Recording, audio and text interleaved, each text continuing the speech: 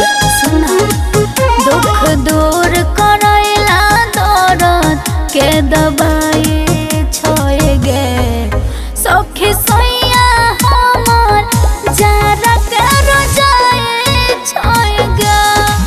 सखी सोइया हमर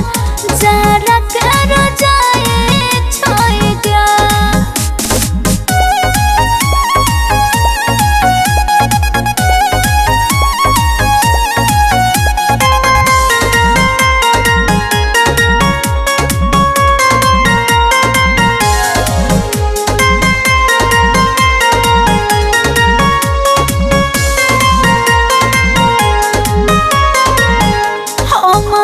से बोले मीठे मीठे बात गे और घरे रहे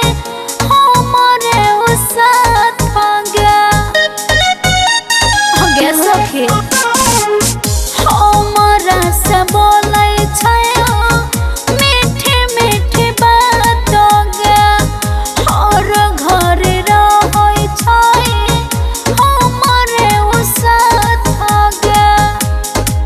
नमकीन और छेना के मिठाई छोए गे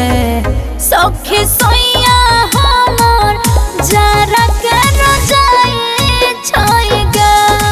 सखी सोइया हमर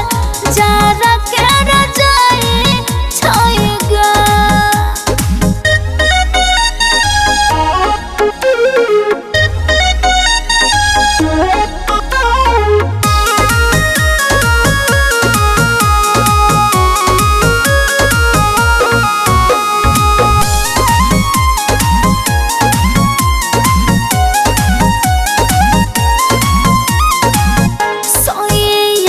केस हमर बुझे परेशानी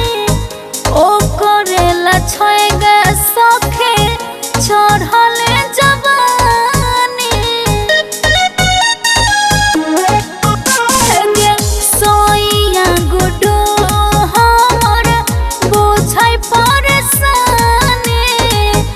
ओ करेला छोए गे सखे चढ़ले